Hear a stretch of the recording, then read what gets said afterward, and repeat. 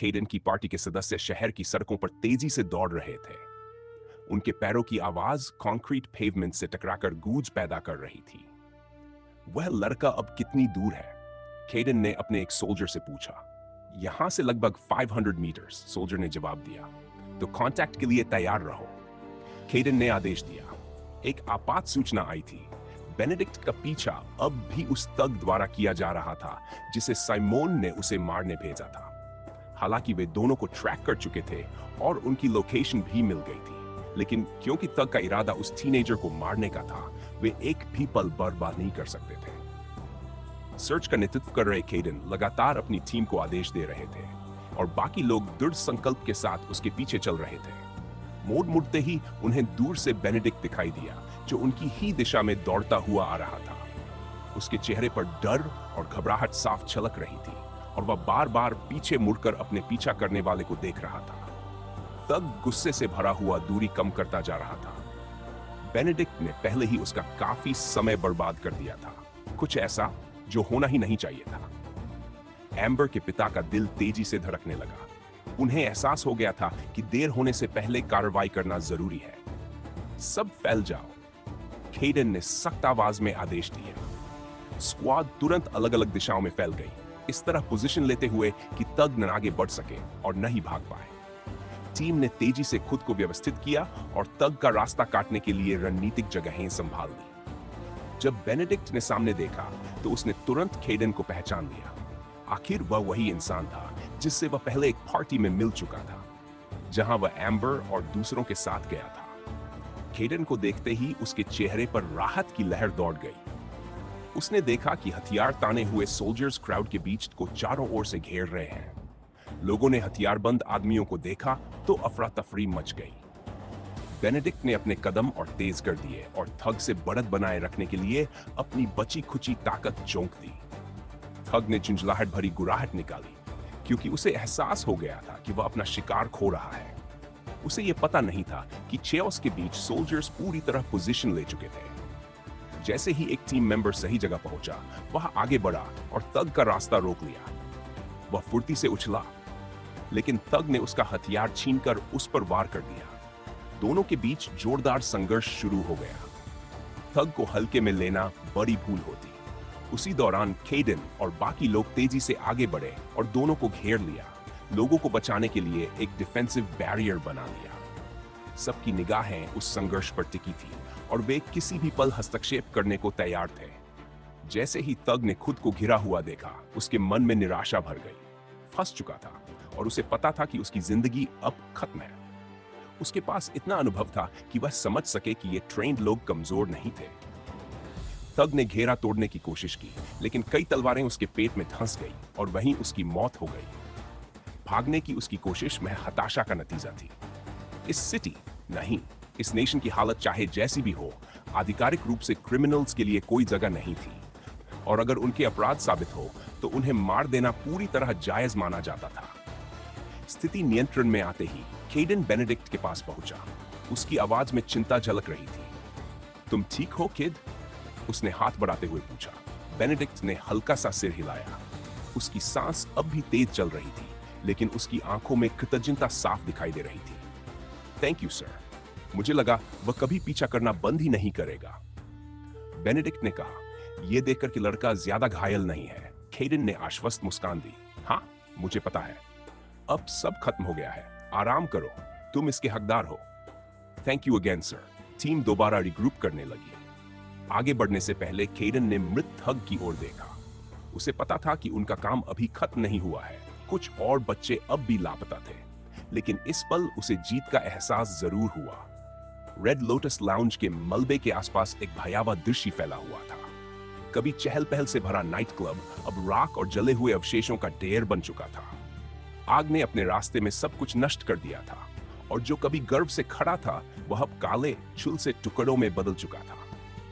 पूरी तबाही का दृश्य देखते हुए माइकी की मां वहीं खड़ी थी। उसकी आंखों में आंसू भरे थे और चेहरे पर गहरी चिंता झलक रही थी। यही वह जगह थी जहां उसे अपने बच्चे को जिंदगी और मौत से जूझते देखना पड़ा था। उसके सबसे भयानक डर की सच्ची तस्वीर। उसे अपने बेटे की फिक्र सता रही थी। उसे यह तक नहीं पता था कि वह इस समय कहां है। हालांकि उसे बताया गया था कि केडन जॉयस, रिचर्ड स्टोन का राइट हैंड मैन, बच्चों को बचाने की जिम्मेदारी संभाल रहा है, लेकिन नतीजा क्या रहा यह उसे नहीं मालूम था। कार्ल एंडरसन के पिता अपने बेटे के निर्जीव शरीर के पास खड़े थे। उनकी आंखों में दुख और गुस्सा एक साथ उमड़ रहा था और उनकी मुट्ठियां कसकर भींची हुई थी। आग की लपटें अब भी मलबे के बीच टिमटिमा रही थी, उनके चेहरे पर डरावनी रोशनी डालती हुई। वह किसी तरह अपने आंसू रोकने की कोशिश कर रहे थे, लेकिन यह समझ कि उनका बेटा अब इस दुनिया में नहीं रहा उनके दिल पर बोझ बनकर बैठी थी। लुइसा की मां भी उसी पीड़ा से गुजर रही थी। अपनी बेटी के पास खड़ी वह गहरे दुख में डूबी हुई थी, कार्ल जैसी ही यातना झेलती हुई। अपने जज्बातों पर काबू पाने की कोशिश में वह इधर उधर टहलने लगी। टूटे शीशों और मुड़े हुए लोहे की आवाज उसके कदमों के नीचे गूंज रही थी, जैसे उसके अपने टूटे दिल के टुकड़े हों। उसने कांपते हाथों से अपने बालों को छुआ, उंगलियां कालिक से सनी हुई थी। इतने लोगों के बीच खड़े होकर भी वह खुद को पूरी तरह अकेला महसूस कर रही थी। उसी समय एडम का भाई चुपचाप खड़ा था, उसकी नजर तबाही पर जमी हुई थी। उसका छोटा भाई अब नहीं रहा। धुएं से भरी हवा में नुकसान और बेबसी भारी होकर तैर रही थी। आग की लपटें उसके भाई के शरीर के करीब पहुंच गई थी, लेकिन क्लैंस ने समय रहते उसे बचा लिया था। उसके दोस्त उसके चारों ओर खड़े थे। कुछ तो जैसे ही किडनैपिंग की खबर मिली उसे बचाने आ गए थे। वे उसे दिलासा देने की कोशिश कर रहे थे। फ्रैंक ने कुछ पल के लिए आंखें बंद कर ली, आंसू रोकने की ताकत जुटाई और मन ही मन अपने भाई की याद को सम्मान देने की कसम खाई। 3 और हॉस्टेजेस जिंदा थे, लेकिन ज्यादातर लोग अपने बच्चों के साथ उसी दिन मारे जा चुके थे। वे एक सर्कल में खड़े थे, उनके चेहरों पर सदमा और गहरा दुख उकेरा हुआ था। बिना शब्दों के उनकी आंखें एक दूसरे से मिल रही थी, अपने बच्चों की मौत का दर्द साझा करती हुई। माहौल में तनाव साफ महसूस किया जा सकता था जब ज़मोरा क्लैन, सिल्वरबेंड क्लैन और मॉन्टगमरी क्लैन मैथ्यू के चारों ओर खड़े थे। वही मैथ्यू जिसे पूरे घटनाक्रम के दौरान पकड़ लिया गया था। उसकी गुस्से से भरी चीखें पूरे इलाके में गूंज रही थी। मुझे छोड़ दो, जब मैं आजाद हुआ तो तुम सबको इसकी कीमत चुकानी पड़ेगी। लेकिन किसी ने उसकी नहीं सुनी। मारिया, कार्लोस और जॉन, तीनों क्लैन कमांडर्स सख्त और अडिग भाव के साथ आगे आए। चुप रहो, तुम घटिया इंसान, कार्लोस गुस्से में चिल्लाया। मैं बदला लूंगा, तुम सब इसकी कीमत चुकाओगे। मैथ्यू पिंजरे में बंद जानवर की तरह गर्जा। हाँ, सपने देखते रहो साइको, मरिया ने ताना मारा। लॉ एनफोर्समेंट ऑफिसर्स की मौजूदगी से माहौल में अधिकार का एहसास फैल गया। वे बेहद सावधानी से मैथ्यू के पास आए। उन्हें ऐसे लोगों से निपटने की विशेष ट्रेनिंग मिली थी जिनके पास लीथल ब्रेन क्रिस्टल पावर्स होती है। वे एक विशेष रिस्ट्रेंट साथ लाए थे जो मैना के प्रवाह को न्यूरल लिंक्स में रोककर पावर के इस्तेमाल को पूरी तरह बंद कर देता था। सिल्वरबेंड क्लैन की लीडर मरिया ने आगे बढ़ते हुए शांत लेकिन सख्त आवाज में कहा, हमने कल्प्रिट को पकड़ लिया है, अब वह हमारी कस्टडी में है। एक ऑफिसर ने जवाब दिया। ज़मोरा क्लैन का प्रतिनिधित्व कर रहे कार्लोस मरिया के पास खड़े थे। इसे भागने मत देना, उसने चेतावनी दी। सब जानते थे कि कई लॉ एनफोर्समेंट ऑफिशियल्स क्रिमिनल से मिले हुए थे, इसी वजह से उसे पुलिस पर पूरा भरोसा नहीं था। लेकिन वे इस स्थिति को बदल भी नहीं सकते थे। केडन ने क्लैन से मैथ्यू को जिंदा रखने को कहा था। उसके पास उससे पूछने के लिए सवाल थे। मॉन्टगमरी क्लैन के टीम कैप्टन जॉन ने भी बात में हिस्सा लिया। हमें भरोसा है कि आप स्थिति को ठीक तरह से संभालेंगे और जनता की सुरक्षा सुनिश्चित करेंगे। चिंता मत कीजिए, ऑफिसर ने जवाब दिया। पुलिस ने तेजी से कार्रवाई की। एडवांस्ड रिस्ट्रेंट का इस्तेमाल करते हुए उन्होंने मैथ्यू को जकड़ लिया और उसकी पावर को पूरी तरह निष्क्रिय कर दिया। तुम क्या कर रहे हो? रुको, मैं आदेश देता हूं, मैं मैथ्यू मैकॉनेल हूं, वह बेकाबू होकर चिल्लाया। रिस्ट्रेंट्स लगते ही उसकी शक्ति छिन गई और वह कोई और नुकसान पहुंचाने या भागने में असमर्थ हो गया। हाँ, सब यही कहते हैं, एक ऑफिसर ने बेपरवाही से कहा। तुम्हें लगता है ये रिस्ट्रेंट्स मुझे रोक पाएंगी? मैं अभी तोड़ दूंगा। लेकिन अब मैथ्यू शांत पड़ चुका था। उसके चेहरे से वह दंभ गायब हो चुका था जो वह हमेशा ओढ़े रहता था। उसकी बगावत भरी चीखें दब चुकी थी और उसके चारों ओर हार स्वीकार करने वाली एक थकी हुई आभा थी। ज़मोरा क्लैन, सिल्वरबेंड क्लैन, मॉन्टगमरी क्लैन और पुलिस सभी ने मिलकर उसे न्याय के हवाले कर दिया। मैथ्यू को अथॉरिटीज को सौंपते ही क्लैन कैप्टन्स पीछे हट गए। उनका लक्ष्य पूरा हो चुका था। उन्होंने एक दूसरे की ओर सिर हिलाकर साझेदारी की अहमियत को स्वीकार किया। मैथ्यू की गिरफ्तारी के साथ ही माहौल में राहत फैल गई। क्लैंस और पुलिस ने मिलकर एक बड़े खतरे को निष्क्रिय कर दिया था, बचे हुए हॉस्टेजेस की सुरक्षा सुनिश्चित करते हुए और उन सभी को कुछ हद तक न्याय दिलाते हुए जिन्होंने मैथ्यू की वजह से कष्ट झेला था। एरिक घने जंगल के भीतर आगे बढ़ रहा था। वह थका हुआ भी था और भीतर से तना हुआ भी। चारों ओर फैली घुप अंधेरी रात ने उसकी दृष्टि को कुछ ही मीटर तक सीमित कर दिया था। जंगल के इस हिस्से में वेजिटेशन इतनी घनी थी कि ऊपर बनी शाखाओं की छत ने चांदनी की सबसे हल्की किरण तक को रोक दिया था। हर ओर परछाइयों का एक भूल भुलैया फैला था और पत्तों की जरा सी सरसराहट या टहनियों की हल्की सी चरमराहट भी उस डरावनी खामोशी में गूंज उठती थी। जैसे जैसे अवेकनर के विचार जंगल में रहने वाले रात के जीवों की ओर गए, उसकी बेचैनी और बढ़ने लगी। इन थाइड्स और उनसे जुड़े खतरों की जानकारी ही उसके मन में असहजता भरने के लिए काफी थी। उनमें नाइट स्टॉकर्स भी थे, बिल्ली जैसे स्टेल्थी शिकारी जिनके पंजे उस तरह की तरह तेज थे और आंखें इतनी चमकदार कि अंधेरे को चीर कर देख सकती थीं। वे पूरी खामोशी में अपने शिकार का पीछा करते, अपनी तीव्र इंद्रियों पर भरोसा रखते हुए। एक और खतरनाक थाइड था शैडो सर्पेंट, सांप जैसा जीव जिसकी स्केल्स रोशनी को सोख लेने जैसी लगती थीं, जिससे वह नंगी आंखों से लगभग अदृश्य हो जाता था। वह झाड़ियों के बीच चुपचाप सरकता, अपने जहरीले दांतों से हमला करने को तैयार रहता। वे दांत ब्रेन क्रिस्टल से पंप की गई माना से संचालित होते थे। एरिक नाइटशेड्स के बारे में भी जानता था, ऐसे प्राणी जो परछाइयों में पूरी तरह घुल मिल जाते थे। उनके ब्रेन क्रिस्टल उन्हें यह क्षमता देते थे कि वे अपने शिकार की माना छीन लें, जिससे शिकार पूरी तरह असहाय और भ्रमित हो जाता था। इसके अलावा मून हाउलर्स भी थे, विशाल भेड़िए जिनकी आंखें चमकती थीं और दांत खूंखार थे। लेलरहैड से कहीं अधिक शक्तिशाली थे, लेकिन केवल रात में ही सक्रिय होते थे। वे झुंड में चलते थे। उनकी चीखें अंधेरे को चीरती हुई गूंजती और सबसे साहसी दिलों में भी डर भर देती। वे लेलरहैड्स जैसे ही वोल्फ काइंड थे, कैट, लेकिन उनका ब्रेन क्रिस्टल उन्हें चांदनी से एनर्जी अब्सॉर्ब करने की क्षमता देता था।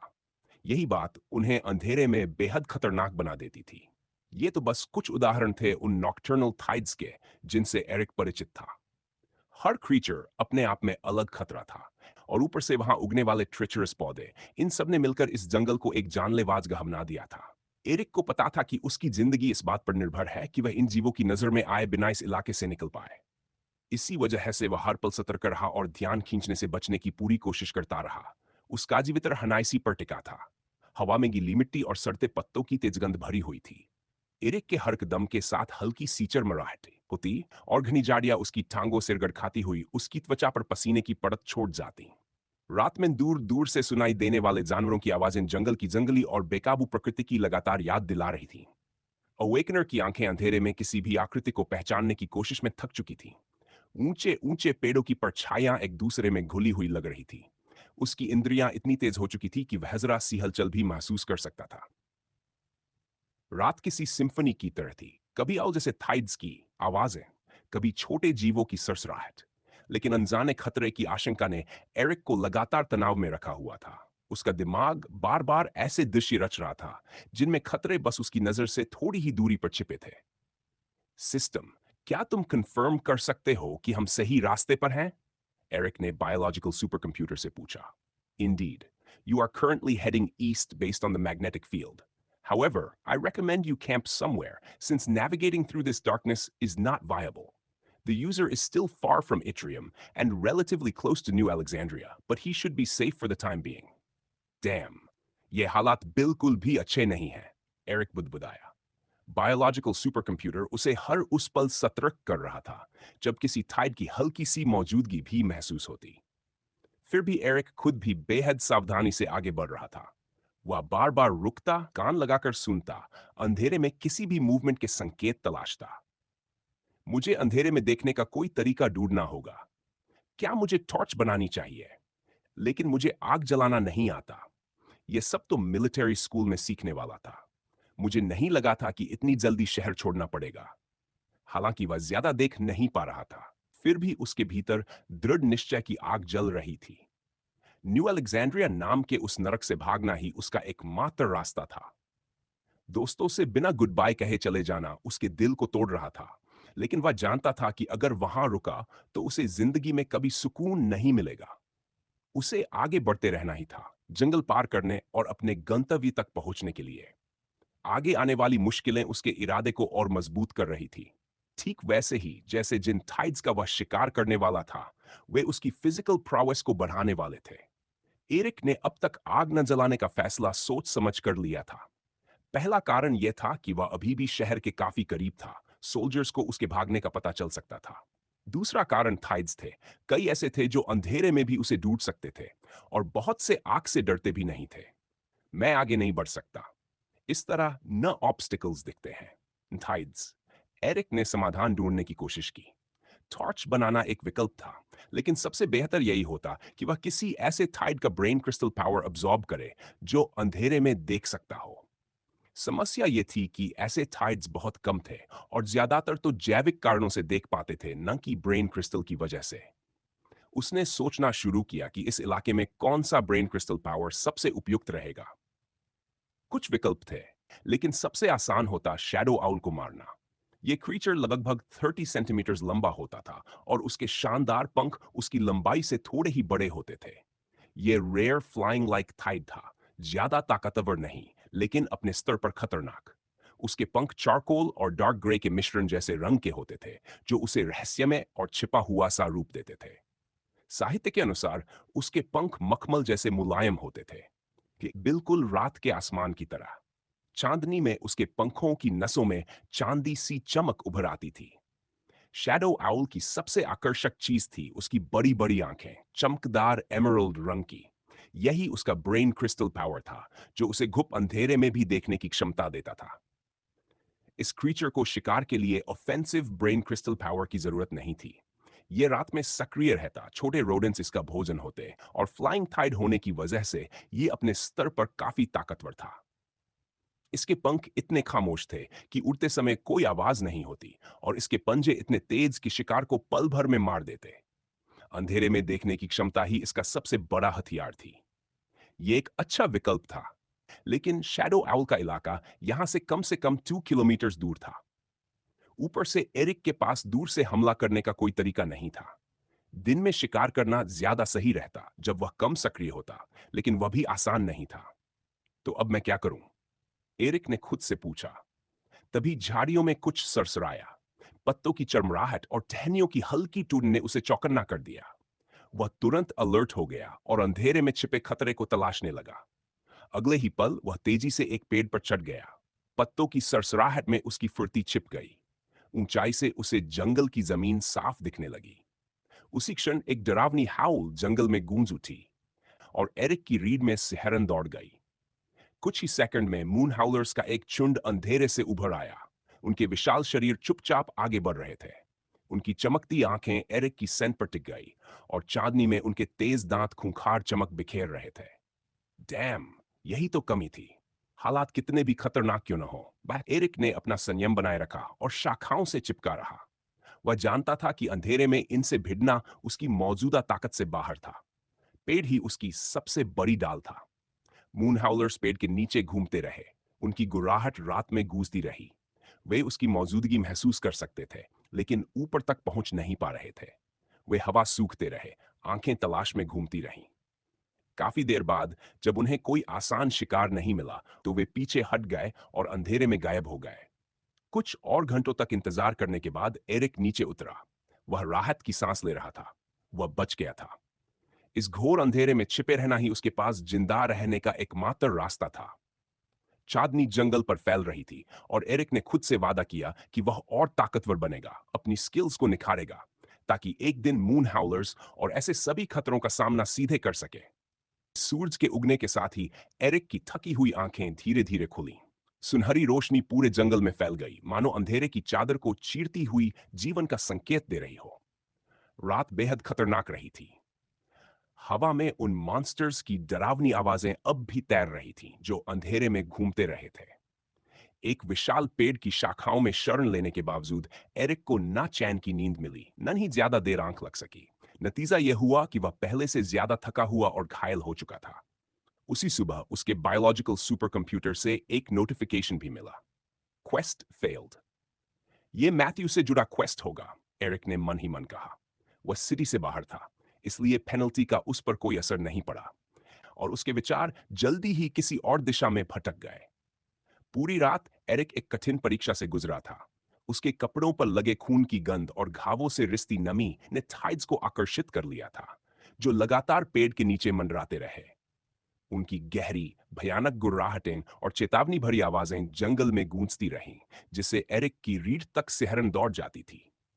पत्तों की हल्की सरसराहट या टहनियों की मामूली आवाज भी उसके होश उड़ा देती, उसे नीचे छिपे खतरे का एहसास दिलाती। पेड़ की शाखाओं पर सोना वैसे भी आसान नहीं था। एरिक ने अपनी बर्थ ब्रेन क्रिस्टल पावर का चतुराई से इस्तेमाल किया। उसने पेड़ और उसकी शाखाओं को और फैलाया, आसपास घना कैनपी बना दिया। इसका मकसद साफ था, खुद को थाइड्स की नजरों से छिपाना और पेड़ की गंध के पीछे अपनी गंध को आंशिक रूप से दबा देना। यह घना आवरण उस रात उसका आश्रय बन गया, जो उसे आसपास मौजूद प्राणियों की सतर्क निगाहों से बचाए रहा। फिर भी रात का असर उसके शरीर पर साफ दिखाई दे रहा था। सिटी में लगे घावों के अलावा लगातार तनाव के कारण उसकी मांसपेशियां दुख रही थी। पेड़ पर तेजी से चढ़ने उतरने में उसके हाथ पांव खरोंचों और नीले निशानों से भर गए थे। मानसिक और शारीरिक थकान का बोझ उसके कंधों पर साफ झलक रहा था। नींद की कमी ने उसे सुस्त और भ्रमित कर दिया था। जैसे ही वह आंखें बंद करता, दिमाग में दांतों और चमकती आंखों वाली डरावनी आकृतियां उभर आती, जो उसकी बेचैन नींद में भी उसका पीछा करती रहीं। सिस्टम के लिए दखल देने लायक स्थिति नहीं थी, लेकिन अनुभव आसान भी नहीं था। भोर की पहली किरणें जब घने पत्तों के बीच से छनकर आईं, तो एरिक ने खुद को संभालने की कोशिश की। उसे अब लंबी अवधि की सर्वाइवल स्ट्रेटजी बनानी थी। घावों का इलाज, ताकत वापस पाना और फिर से लड़ने लायक बनना। मिस्टर फॉक्स के फार्म से लिए गए बैंडेजेस, एंटीबायोटिक्स और मेडिकल सप्लाईज की वजह से इन्फेक्शन का खतरा नहीं था। सबसे जरूरी था कोई सुरक्षित जगह ढूंढना, जहां वह ठीक से आराम कर सके। काफी मशक्कत के बाद एरिक पेड़ से नीचे उतरा। हर कदम के साथ दर्द की लहर दौड़ जाती, जो उसे बीती रात के खतरों की याद दिला रही थी। उसके कंधे सबसे ज्यादा परेशान कर रहे थे, हालांकि बाहें अभी ठीक हालत में थीं। नीचे पहुंचते ही उसकी भूख जाग उठी। उसी पल सूरज की गर्माहट जंगल पर फैल चुकी थी। उसने बैग से मिस्टर्स के फार्म से लिया हुआ सूखा मांस निकाला और धीरे धीरे चबाने लगा। उसे पता था कि आगे लंबा सफर है, इसलिए उसने जानबूझकर रुककर खाना खाया और ऊर्जा संभाली। खाते हुए वह अगले कदम के बारे में सोचता रहा। उसे जंगल के और अंदर कोर की ओर बढ़ना था। उसका अंतिम लक्ष्य ईट्रियम था, जो ईस्ट में स्थित था। लेकिन वहां पहुंचने के बाद क्या? उसने खुद से सवाल किया। किसी सिटी में घुसने का रास्ता ढूंढना होगा, मगर अगर मैंने अपनी मौजूदा आईडी इस्तेमाल की, तो फ्रैंक को मेरे जिंदा होने का पता चल जाएगा। उन्हें मेरी मल्टीपल पावर्स के बारे में भी मालूम हो चुका होगा। क्या मैं मर्सनरी से मदद लूं, किसी व्हीकल में छिप जाऊं या किसी स्मगलर से बात करूं? इन सवालों के बीच ही एरिक ने फिर से चलना शुरू किया। बैग पीठ पर लटकाए, वह सावधानी से आगे बढ़ा। चोटों को ध्यान में रखते हुए उसने हर कदम सोच समझ कर रखा, लेकिन हार न मानने वाली जिद उसे आगे धकेलती रही। जंगल भले ही डरावना और अनदेखे खतरों से भरा था, लेकिन उसकी इच्छा शक्ति को तोड़ने के लिए यह काफी नहीं था। सुबह की चहचहाट ने माहौल में हल्की शांति भर दी।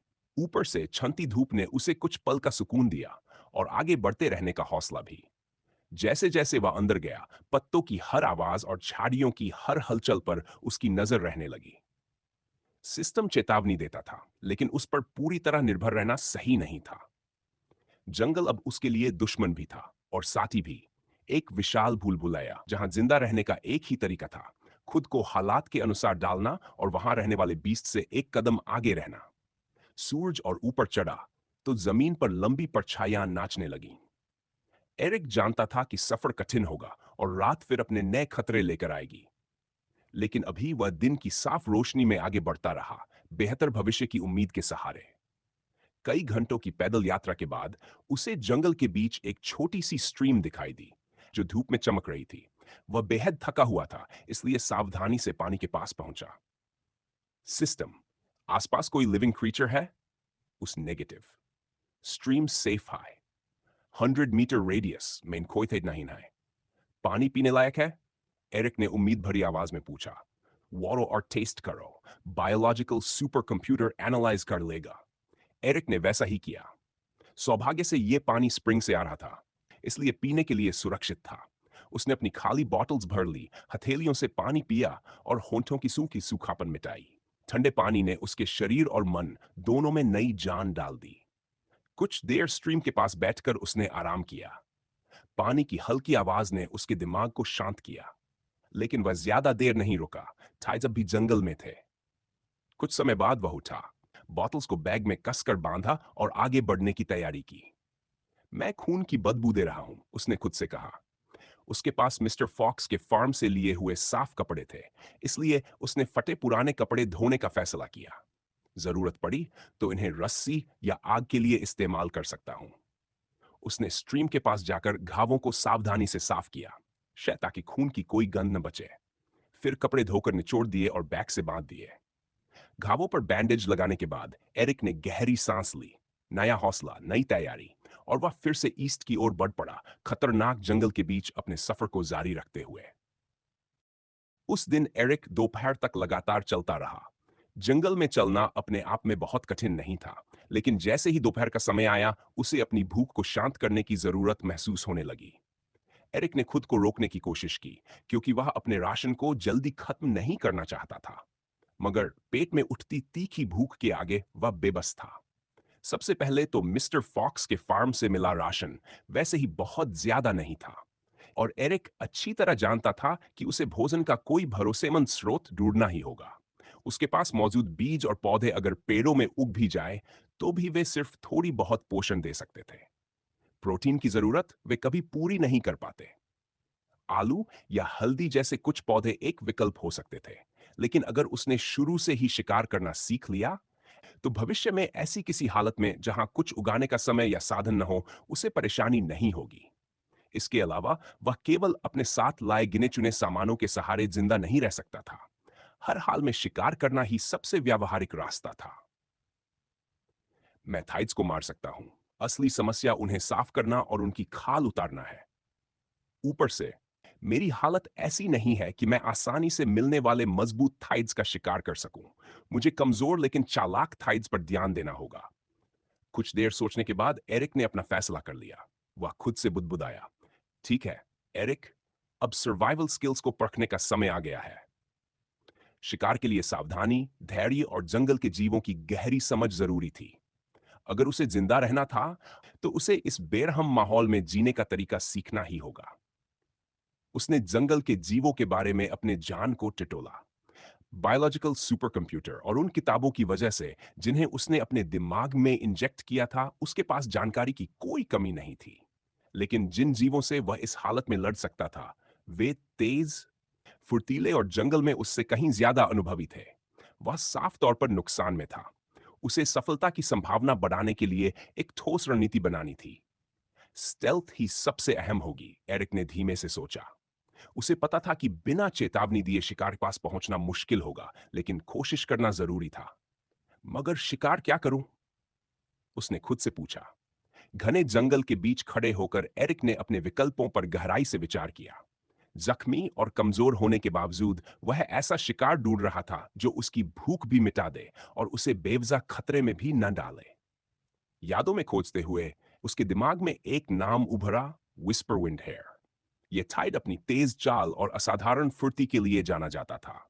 इसकी चांदी सी चमकती स्लेटी खाल और चौकन्नी आंखें इसे छुपने और दुश्मनों से बचने में माहिर बनाती थीं।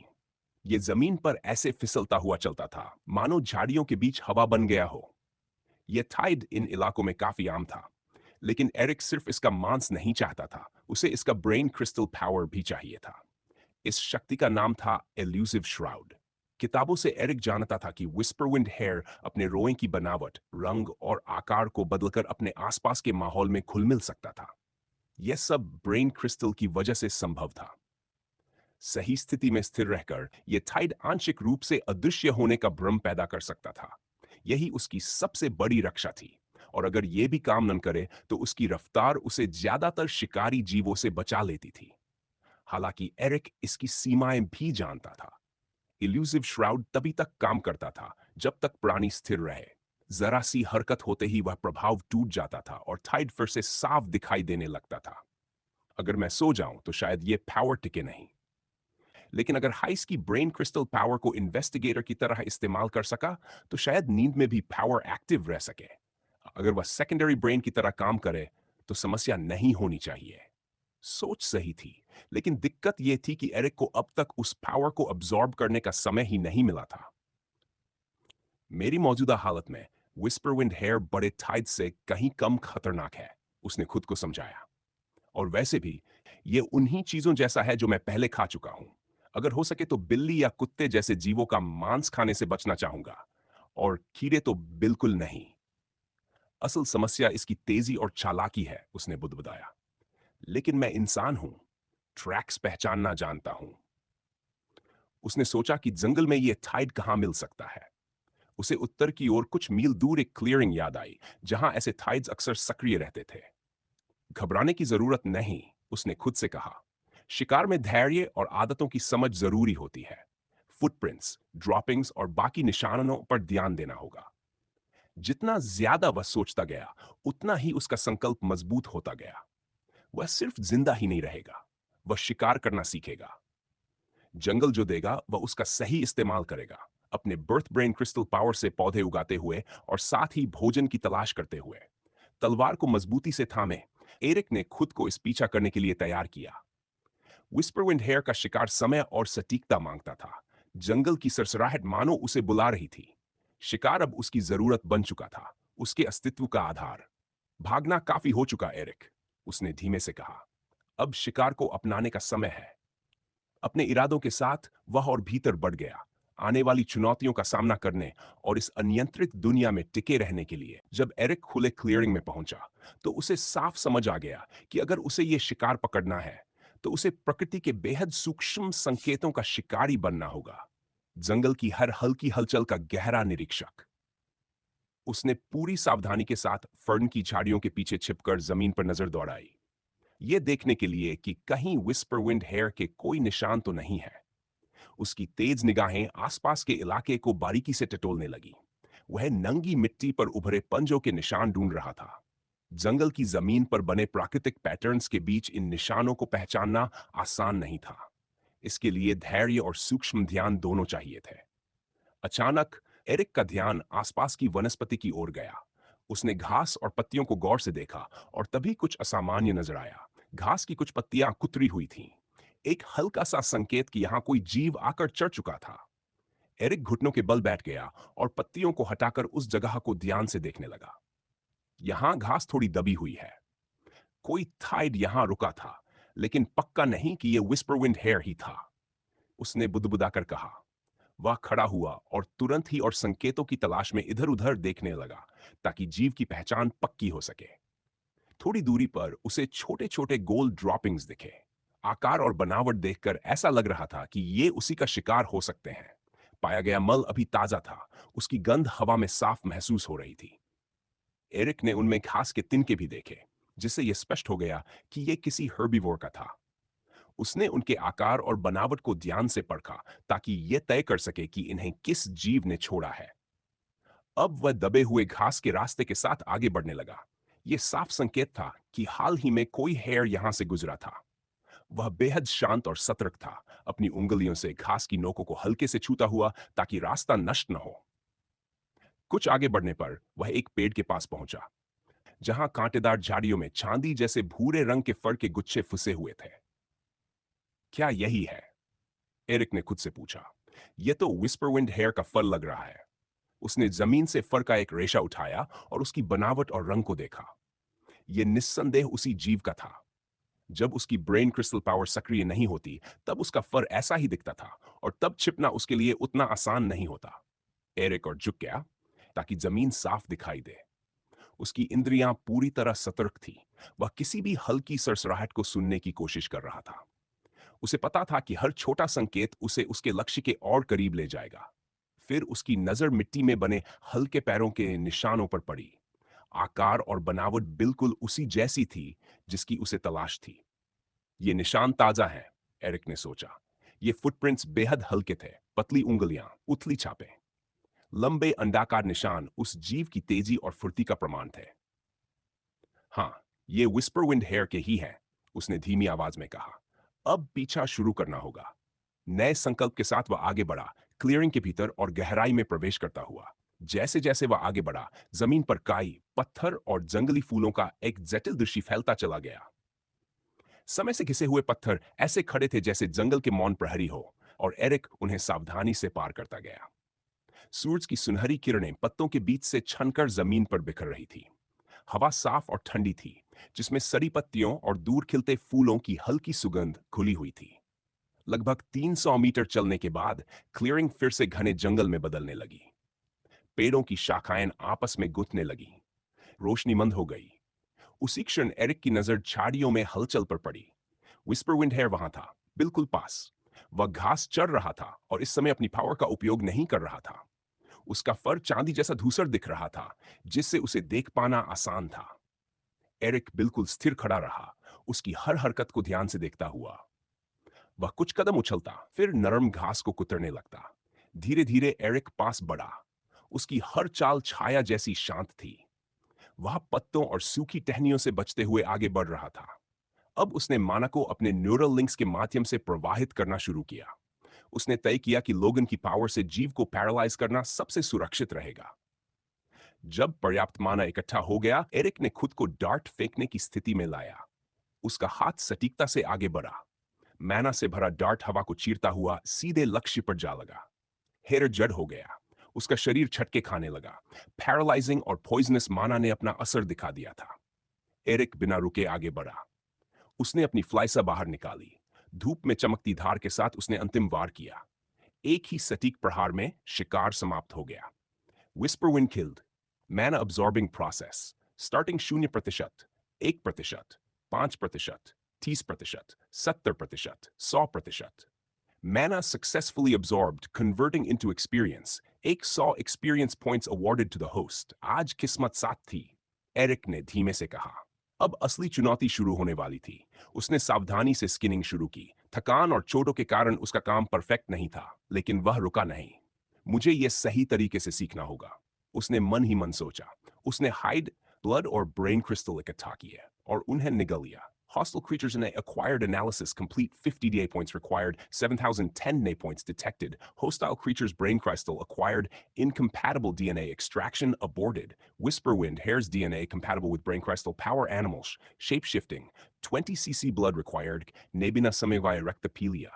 Blood absorbed storing procedure complete. थके हुए शरीर और अधूरी सफाई के बावजूद एरिक आगे बढ़ पड़ा, इस एहसास के साथ कि जंगल ने आज उसे सिर्फ भोजन ही नहीं बल्कि एक नया सबक भी दिया था। जैसे जैसे सूरज ढलने लगा, एरिक घने जंगल की झाड़ियों के बीच से आगे बढ़ता रहा। उसके शरीर और दिमाग दोनों ही थकान से कराह रहे थे। आज का दिन उसे पूरी तरह निचोड़ चुका था और पेड़ों की डालियों पर बैठकर एक और बेचैन रात गुजारने का ख्याल अब असहनीय लग रहा था। वह ऐसी शांत जगह चाहता था जहां बिना किसी रुकावट के कुछ देर चैन से आराम कर सके। उसकी थकी लेकिन बेचैन आंखें आसपास के इलाके को टटोल रही थीं, कहीं कोई सुरक्षित ठिकाना मिल जाए। तभी दूर चट्टानों के एक बिखरे हुए ढेर के बीच उसकी नजर एक गुफा पर पड़ी। जैसे जैसे वह उसके करीब पहुंचा, उसके दिल में उम्मीद की एक हल्की सी किरण जगी। एक सुरक्षित और शांत जगह तक पहुंचने का विचार ही उसे हर कदम आगे बढ़ाने के लिए मजबूर कर रहा था। पास पहुंचकर एरिक ने दूरी से ही गुफा को ध्यान से परखा और सोचा कि क्या यह रात बिताने के लायक है। उसका प्रवेश द्वार काफी चौड़ा था, इतना कि वह आसानी से अंदर जा सके। आसपास की चट्टानें एक प्राकृतिक दीवार की तरह थीं, जो किसी भी छिपे हुए खतरे से कुछ हद तक सुरक्षा दे सकती थी। देखने में तो यह रात गुजारने के लिए एक आदर्श ठिकाना लग रहा था। फिर भी एरिक ने बेहद सावधानी के साथ गुफा की ओर कदम बढ़ाए। उसकी सारी इंद्रियां चौकन्नी थीं, किसी भी संभावित खतरे को भांपने के लिए। अंदर टाइड्स हो सकते हैं, यह मुमकिन है, उसने खुद से कहा। वह गुफा को और गौर से देखने लगा। चलो एरिक, इससे भी ज्यादा खतरनाक हालात झेल चुका है तू और जिंदा निकला है। उसने गुफा के बाहरी हिस्से को देखा। खुरदरेपन के बावजूद उसकी चट्टानी बनावट में एक अजीब सी सुंदरता थी। प्रवेश द्वार खुला हुआ था, मानो उसे अंदर आने का न्योता दे रहा हो, शांति की तलाश में और गहराई तक जाने का। वह कुछ पल के लिए रुका और चारों ओर नजर दौड़ाई, यह सुनिश्चित करने के लिए कि आसपास किसी मॉन्स्टर की मौजूदगी के संकेत तो नहीं है। डलती रोशनी में गुफा के मुहाने पर अजीब सी परछाइयां बन रही थीं, जो रहस्य और अनिश्चितता का एहसास बढ़ा रही थी। हल्की हवा चली और पत्तियां सरसराईं, जैसे गुफा के भीतर छिपे राजों की फुसफुसाहट कर रही हों। आसपास की वनस्पति ऐसे झुकती हुई लग रही थी, मानो प्रवेश द्वार की रक्षा कर रही हो। उसका थका हुआ दिमाग लगातार हिसाब लगा रहा था, जोखिम और फायदे के बीच। थाइड्स मिलने का खतरा बना रहेगा। अगर अंदर जाना है तो हालात को बहुत ध्यान से परखना होगा। क्या मैं किसी ऐसे जीव से टकरा सकता हूं जिससे लड़ना मेरे बस में न हो? क्या मैं गुफा के मुहाने को मजबूत बनाकर अपनी सुरक्षा सुनिश्चित कर सकता हूं? उम्मीद और झिझक के बीच उसके विचार उलझे हुए थे, लेकिन पैरों पर बिताई गई उन रातों की याद उसे चैन नहीं लेने दे रही थी।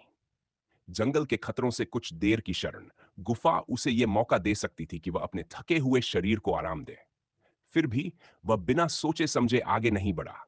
अंदर छिपे अज्ञात खतरों का ख्याल बार बार उसके जहन में आ रहा था। कौन जाने वहां किस तरह के मॉन्स्टर्स बसे हों। क्या यह जगह सच में वही सुरक्षा दे पाएगी जिसकी उसे जरूरत थी? उसकी प्रवृत्ति और थकान दोनों ही सावधानी की चेतावनी दे रहे थे, लेकिन आखिरकार थकान जीत गई। बस बहुत हो गया। पेड़ों पर एक और रात नहीं झेल सकता। एक ही काफी थी। मुझे पूरी रात का आराम चाहिए। यह गुफा वही मौका दे सकती है अपनी ऊर्जा फिर से जुटाने का। नींद की कमी से लाल हो चुकी आंखों में अब दृढ़ निश्चय चमक रहा था। एरिक ने गहरी सांस ली और मन ही मन तय किया कि वह पूरी सतर्कता के साथ आगे बढ़ेगा। पहले अंदर की जांच करेगा। अगर जगह ठीक लगी तो प्रवेश द्वार को मजबूत करेगा और अपने लिए एक सुरक्षित कोना तैयार करेगा जहां बिना किसी रुकावट के सो सके।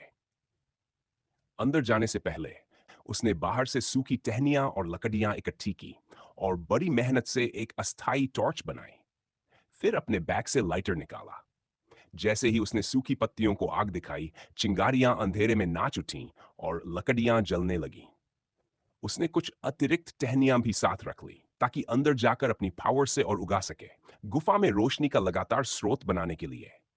टॉर्च ऊंची पकड़े हुए एरिक बेहद सावधानी से गुफा के भीतर दाखिल हुआ। टिमटिमाती रोशनी ने खुरदरे रास्ते को उजागर किया। स्टैलेक्टाइट्स और स्टैलेग्माइट्स ऐसे खड़े थे मानो प्राचीन प्रहरी हों। गुफा के अंदर की हवा ठंडी और नम थी, मिट्टी की गंध से भरी हुई। उसकी आंखें धीरे धीरे कम रोशनी की आदी हो रही थीं। दीवारों पर चलती परछाइयां माहौल को अलौकिक बना रही थीं। हर कदम पर वह जमीन की मजबूती परख रहा था। दीवारें ठोस थीं और उनकी ऊबड़-खाबड़ सतहें मौसम से कुछ हद तक सुरक्षा का भरोसा दे रही थीं। टॉर्च की रोशनी चट्टानों पर समय की लकीरें उकेरती हुई पैटर्न बना रही थी। जैसे जैसे अवेकनर गुफा के भीतर आगे बढ़ा, उसके कदमों की आवाज हल्के से गूंजने लगी। एक जगह गुफा ढलान पर चढ़ने लगी और उसे ऊपर चढ़ना पड़ा। उसकी इंद्रियां पूरी तरह सतर्क थी, किसी भी हलचल या खतरे के संकेत पर। ऊपर चढ़ते हुए अंधेरा और घना लगता गया। दीवारें पास आती महसूस हो रही थी। टॉर्च की रोशनी रास्ते के बस एक छोटे से हिस्से को ही दिखा पा रही थी, बाकी सब गहरे अंधेरे में डूबा था। एरिक ने चारों ओर देखते हुए कहा, यह अंधेरा कुछ अलग ही है। उसे ऐसा लगा मानो यह अंधेरा खुद जिंदा हो और गुफा को किसी भयावह चादर में लपेट रहा हो। हर सतर्क कदम के साथ वह आगे बढ़ता रहा, लेकिन इस विचार से उसकी रगों में सिहरन दौड़ गई कि कहीं ऐसे थाइड्स न हो जिन्हें वह मार भी न सके। वह ये जोखिम नहीं ले सकता था कि सोते समय उस पर हमला हो। चढ़ाई कठिन होती जा रही थी, रास्ता खतरनाक, मांसपेशियों पर जोर पड़ रहा था। फिर भी एरिक रुका नहीं। काफी देर बाद वह गुफा के भीतर एक समतल जगह पर पहुंचा। ऊपर छत में एक बड़ा सा खुला हिस्सा था जहां से ढलते सूरज की रोशनी अंदर आ रही थी। उसने रुककर सांस ली और चारों ओर देखा। जिस संकरे रास्ते से वह आया था वह अब खुलकर एक विशाल कक्ष में बदल गया, कम से कम 100 मीटर चौड़ा। फर्श पर पत्थर बिखरे थे, लेकिन वही सब कुछ नहीं था। जैसे ही एरिक ने अंदर कदम रखा, उसकी शंका सच साबित हो गई। यह जगह थाइड से भरी हुई थी। पूरी गुफा जेरेडॉन एंटेरिस से संक्रमित थी, चींटियों जैसे दिखने वाले थाइड्स। उन्हें देखकर एरिक को घिन सी आई। कम से कम 500 की संख्या में ये कीट जैसे मॉन्स्टर्स मौजूद थे। हर एक का आकार छोटे कुत्ते जितना था और वे 6 मजबूत पैरों पर खड़े थे। उनका एक्सोस्केलेटन गहरे भूरे और चमकीले नारंगी रंग का मिश्रण था, जो ऊपर से आती हल्की रोशनी में चमक रहा था, डरावना और प्रभावशाली। जेरेडॉन एंथेरिस के शरीर सहन और ताकतवर थे, जो उनकी फुर्ती और शक्ति को दर्शाते थे। उनके थोरैक्स पर उगे बाल उन्हें झुंड में भी अलग पहचान देते थे। उनके जबड़े बेहद खतरनाक दिखते थे, एक शक्तिशाली काट के लिए तैयार। उनकी एंटेनी लगातार हिल रही थी, जो उनकी तीव्र संवेदनशीलता और सतर्कता का संकेत थी। उनकी कंपाउंड आईज विशाल थीं, जिनकी हर सतह रोशनी को इंद्रधनुषी चमक के साथ परावर्तित कर रही थी। इन आंखों की वजह से वे गुफा के अंधेरे हिस्सों में भी आसानी से घूम रहे थे, पूरी तरह समन्वय में। उनके पीछे उनका नेस्ट था। असल में एरिक बिना पूरी जानकारी के सीधे उनके बसेरे में घुस आया था। यह नेस्ट सुरंगों का एक जटिल जाल था, जो मिट्टी, कंकड़ और जैविक पदार्थों से बड़ी कुशलता से बनाया गया था। दीवारें कसी हुई और चिकनी थीं, इन जीवों की वास्तुकला कला का प्रमाण। अलग अलग भूमिकाओं के लिए अलग आकार की सुरंगें थीं, कुछ चौड़ी जहां बड़े सोल्जर एंट्स आसानी से चल सके, और कुछ बेहद संकरी जो फुर्तीले वर्कर्स के लिए थीं।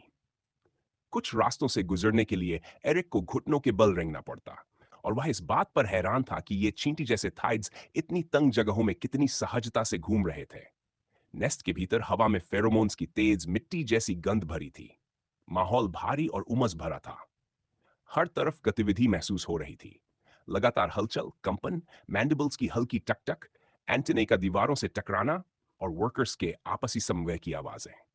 तभी एरिक की नजर एक और भी ज्यादा घिनौने दृश्य पर पड़ी। यह लार्वी का क्षेत्र था। यह जगह मधुमक्खियों के छत्ते जैसी लग रही थी।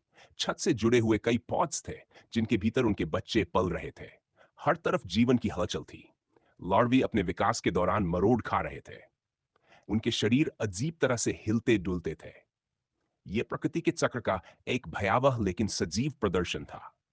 टाइड्स इन पॉड्स की देखभाल कर रहे थे। उनकी दीवारें एक जेली जैसे पदार्थ से ढकी थी, जो सुरक्षा और पोषण दोनों का काम कर रही थी। कई पॉड्स अभी पूरी तरह भरे नहीं थे, और एरिक देख सकता था कि अलग-अलग जगहों पर एंट्स बड़ी सावधानी से लार्वे को सही स्थान पर रख रहे थे, ये सुनिश्चित करते हुए कि वे स्वस्थ रहें। सुरक्षित दूरी से जेरेडॉन एंटेरिस को देखते हुए एरिक उनकी संगठन क्षमता और कार्यकुशलता से प्रभावित हुए बिना नहीं रह सका। चींटियों की हरकतें सोची समझी और पूरी तरह समन्वित थीं। उनका व्यवहार किसी अदृश्य आदेश के अनुसार एक साथ संचालित होता प्रतीत हो रहा था। कुछ चींटियां तय किए गए रास्तों पर तेजी से चलती हुई अपने जबड़ों में भोजन और अन्य संसाधन ले जा रही थी, जबकि बाकी घोंसले की संरचना को मजबूत बनाए रखने में पूरी लगन से जुटी थी। उसने देखा कि चींटियों की एक पूरी कॉलोनी मिलकर जमीन के भीतर सुरंगों और कक्षों का एक जटिल भूल भुलैया नुमा ढांचा बना रही थी। वे मिट्टी को सावधानी से खोदती और निकालकर छोटे छोटे सलीकेदार ढेरों में जमा करती जा रही थी। वे असाधारण सटीकता के साथ रास्ते तराशती, फिर उन्हें मिट्टी और लार के मिश्रण से मजबूत करती। इस तरह जमीन की सतह के नीचे एक विशाल पेचीदा तंत्र आकार ले रहा था।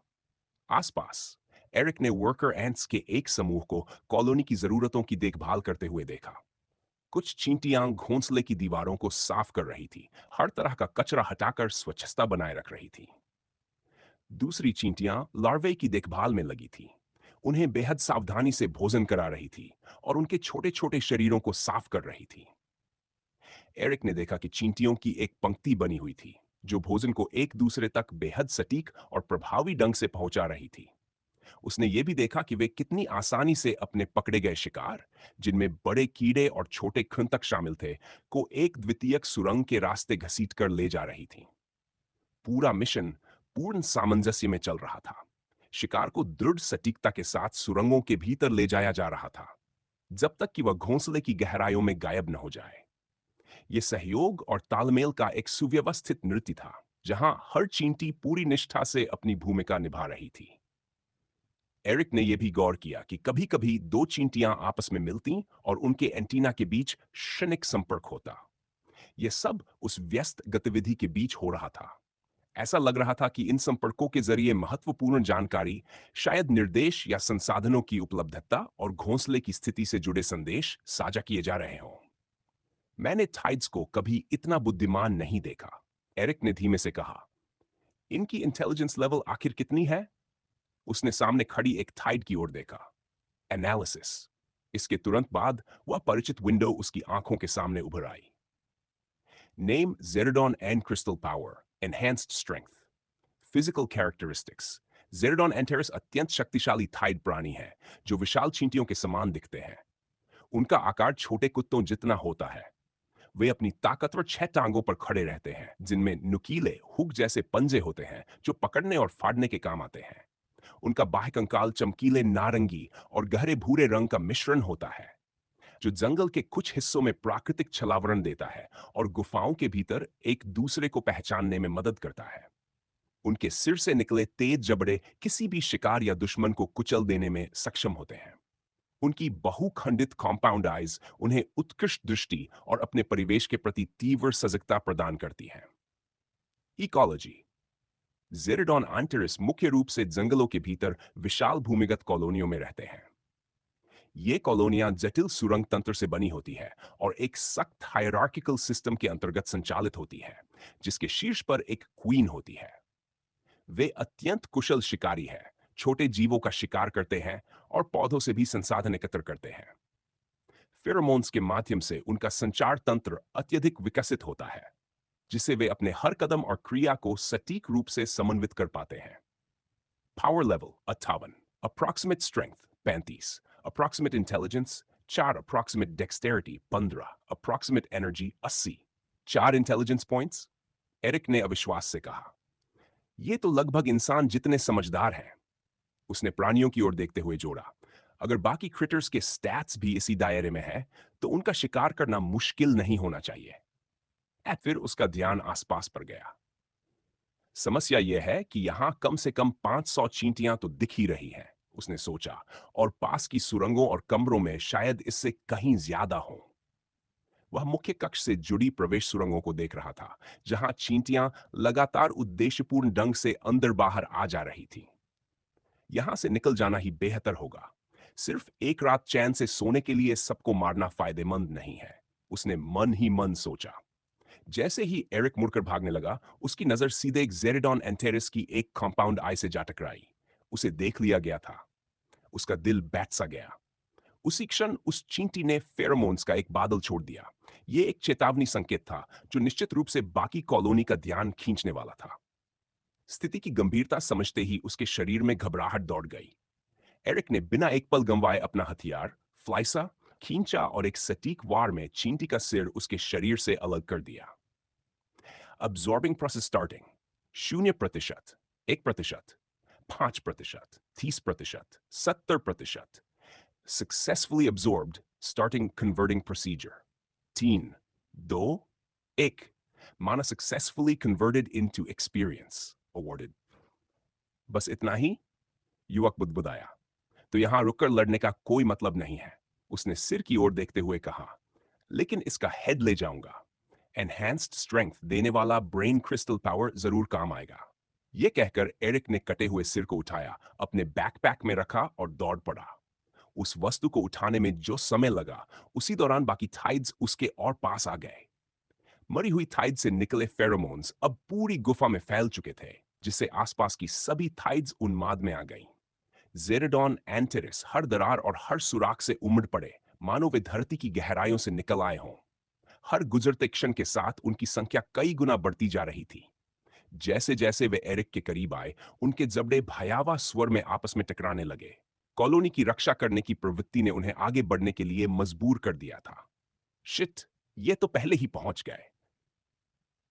एक चार्जिंग जेरेडॉन एंटेरिस का सिर एरिक ने तलवार के एक तेज वार से अलग कर दिया। उसका निष्प्राण शरीर जमीन पर आ गिरा। एरिक ने तुरंत समझ लिया कि यहीं टिककर लड़ना व्यर्थ होगा। वह पीछे हट गया और पूरी ताकत से दौड़ने लगा ताकि चींटियों के झुंड से दूरी बना सके। पीछे से पीछा जारी था और वह लगातार यह सोच रहा था कि किसी तरह सुरक्षित निकलने का सबसे बेहतर तरीका क्या हो सकता है। उसने अपने शरीर को सहन शक्ति की सीमाओं से परे धकेल दिया। मांसपेशियां उसकी गति का साधन थीं और सांसें उसकी ऊर्जा। लेकिन चींटियां अडिग थीं, किसी भी कीमत पर उसे पकड़ लेने के इरादे से आगे बढ़ रही थीं। उनकी आकृतियां हर सतह पर रेंगती हुई दिखाई दे रही थी, लगातार उसके और करीब आती हुई। फिर एक और थाइड उसके रास्ते में आ खड़ी हुई। एरिक ने तुरंत वार किया और उसके कठोर बाह्य कंकाल को चीरते हुए उसे ढेर कर दिया। प्राणी ने कोई चीख नहीं निकाली, लेकिन उसके झटके साफ बता रहे थे कि वह गिरने से पहले तड़प रहा था। एरिक मशाल एक हाथ में और तलवार दूसरे हाथ में थामे हुए उसके पास से तेजी से गुजर गया। उसका दिमाग तेजी से विकल्पों का आकलन कर रहा था। उसे कोई ऐसी रणनीति चाहिए थी जिससे वह पीछा कर रहे प्राणियों को चकमा दे सके। उसकी नजर आसपास घूमी और तभी उसने देखा चट्टानों के बीच एक पतली सी दरार जो मुश्किल से उसके निकलने लायक थी। थकान और पुराने जख्मों के बोझ के बावजूद एरिक बिना हिचक उस दरार की ओर मुड़ गया। वह सिर के बल उसमें घुस गया और संकरे रास्ते से गुजरते हुए नुकीले किनारों को अपनी त्वचा को छीलते हुए महसूस किया। अपने छोटे आकार के कारण जेरिडॉन एंटेरिस उस दरार से एरिक की तुलना में कहीं आसानी से निकल पा रहे थे, जिससे वे फिर से उसके करीब आ गए। लगभग 50 मीटर आगे बढ़ने के बाद एरिक उस खड़ी ढलान पर पहुंचा जिस पर वह पहले चढ़ चुका था। इस बार उसने बिना सोचे समझे नीचे छलांग लगा दी। बस इतना चाहता था कि पीछा कर रहे प्राणियों से थोड़ी दूरी बन सके। दो जेरेडॉन एंटेरिस खुले जबड़ों के साथ उस पर झपटे। एरिक ने फुर्ती से उन्हें चकमा दिया और एक ही झटके में दोनों को ढेर कर दिया। उनके शरीर नीचे गिर पड़े और उसके कानों में एक नोटिफिकेशन गूंज उठी। इसके बाद वह एक संकरी दरार के सामने खड़ा था। उसे पार करना उसके लिए आसान था, लेकिन चींटियों के लिए कठिन। युवक ने जोरदार छलांग लगाई और 5 या 6 मीटर से भी आगे निकल गया। दूसरी ओर पहुंचते ही एरिक को राहत का एहसास हुआ। उसने देखा कि चींटियां दरार के सामने इकट्ठा होकर रास्ता खोजने की कोशिश कर रही थी। कुछ समय के लिए वह उनसे बच निकलने में सफल रहा था। उसने माथे से पसीना पोंछा और प्रवेश मार्ग की ओर दौड़ने लगा। लेकिन सेरिडॉन एंटेरिस ने तेजी से अपने शरीरों को जोड़कर एक जीवित पुल बना लिया और पीछा फिर से जारी रहा। इतना ही नहीं, अधिकांश चींटियां छत के सहारे दौड़ने लगीं और बाधा को आसानी से पार कर गई। बिल्कुल वैसा ही जैसा मैंने सोचा था। स्थिति की गंभीरता समझते एरिक ने अपनी गति और बढ़ा दी। उसके कदमों की गूंज पूरी गुफा में फैल रही थी। तनावपूर्ण पीछा होने के बावजूद उसने अपना संयम बनाए रखा। उसका पूरा ध्यान सिर्फ एक लक्ष्य पर था, जीवित रहना। उसे उन नुकीले जबड़ों से हमेशा एक कदम आगे रहना था। वह जानता था कि एक भी गलती या कमजोरी की गुंजाइश नहीं है। गुफा से बाहर निकलने के लिए एरिक ने अपनी ताकत और इच्छा शक्ति की हर सीमा को तोड़ दिया। वह उनके पैरों की सरसराहट साफ सुन सकता, जो लगातार पास आती जा रही थी। कहीं भीतर से उठी एक अनछुई ऊर्जा को उसने अपने भीतर प्रवाहित किया और फिर वह पलक झपकते ही और भी तेजी से आगे बढ़ गया। जैसे ही एरिक गुफा के प्रवेश द्वार के करीब पहुंचा, उसके भीतर एड्रेनलिन की तेज लहर दौड़ गई और उसका दिल जोर जोर से धड़कने लगा। हर बीतते पल के साथ वह पीछा करते हुए आ रहे ज़िरिडोन एंटेरिस के दमों की थरथराहट साफ महसूस कर सकता था। डूबते सूरज की रोशनी की ओर भागते हुए उसका पूरा ध्यान सिर्फ एक ही बात पर था, किसी भी तरह पकड़े जाने से बचना। और वही दृढ़ संकल्प उसकी टांगों को आगे बढ़ा रहा था। दौड़ते दौड़ते उसने अपनी तलवार घुमाई। हवा को चीरती हुई धार ने 3 और ज़िरिडोन एंटेरिस को ढेर कर दिया, जिन्होंने उसे रोकने की हिम्मत की थी। उसकी तलवार की हर चाल तेज, सटीक और निर्दय थी। कोई हिचक नहीं, कोई रहम नहीं। उन कीटाकार जीवों के निष्प्राण शरीर जमीन पर गिरे, एरिक की श्रेष्ठता का मूक प्रमाण बनते हुए। लेकिन 3 को मारना एक बात थी और हजारों का पीछा दूसरी। चींटी जैसे ये जीव बिना रुके उसका पीछा करते रहे। फिर वह गुफा के बाहर पहुंचा और एक झटके में बाहर निकल आया। खुली हवा में कदम रखते ही उसे राहत की एक लहर महसूस हुई और कुछ क्षणों के लिए उसने आजादी का स्वाद लिया। गुफा से बाहर निकलते ही उसने शाम की गर्म आहट को महसूस किया। जब वह अंदर गया था, तब की तुलना में सूरज अब काफी नीचे जा चुका था। ढलती रोशनी ने आसमान को नारंगी और बैंगनी रंगों में रंग दिया था और पूरा इलाका किसी स्वप्नलोक जैसा लग रहा था। लेकिन यह राहत बस कुछ ही सेकंड चली। जैसे ही उसने पीछे मुड़कर देखा, उसने जेरिडोन एंथेरिस का झुंड गुफा से बाहर निकलते हुए देखा। अब भी उसी अडिग इरादे के साथ उसका पीछा करता हुआ। उनकी संख्या का कोई अंत दिखाई नहीं दे रहा था। समस्या यह थी कि इन टाइड से लड़ना सिर्फ उसकी ऊर्जा बर्बाद करेगा और वह इस हालत में ऐसा नहीं कर सकता था। अब वह बाहर था, इसलिए भाग निकलना संभव था। दौड़ते हुए एरिक ने आसपास के माहौल का तेजी से विश्लेषण किया, किसी भी ऐसे फायदे की तलाश में जिसे वह इस्तेमाल कर सके। आगे एक विशाल गिरे हुए पेड़ को देखकर उसने पल भर में फैसला किया और उसकी ओर मुड़ गया, ये सोचकर कि शायद इससे पीछा कर रहे राक्षसों और उसके बीच कोई रुकावट बन सके। अवेकनर ने गजब की फुर्ती दिखाई। गिरी हुई टहनियों के ऊपर से छलांग लगाता हुआ, रास्ते में आए हर अवरोध को चकमा देता हुआ। लेकिन जिरडॉन एंटेरिस थकने वाले नहीं थे। उनकी चटकती हुई मैंडिबल्स हर पल और करीब आती जा रही थीं। पेड़ के पास पहुंचकर एरिक ने बिजली सी तेज छलांग लगाई और आगे बढ़ गया। वह पेड़ उन्हें ज्यादा देर तक नहीं रोक सका। ये देखकर उसे झुंझलाहट हुई, लेकिन इतना जरूर हुआ कि उनकी रफ्तार थोड़ी धीमी पड़ गई। चींटियां बस एक क्षण के लिए रुकीं, फिर उन्होंने अपने ही साथियों को सीढ़ी बनाकर उस अवरोध को पार कर लिया। अरे, कमन! गुफा से 1 किलोमीटर दूर निकल आने के बाद भी वे कीड़े उसका पीछा नहीं छोड़ रहे थे। लेकिन एरिक ने देखा कि जिस रास्ते से वह जा रहा था, वहां बड़े-बड़े पत्थर बिखरे पड़े थे।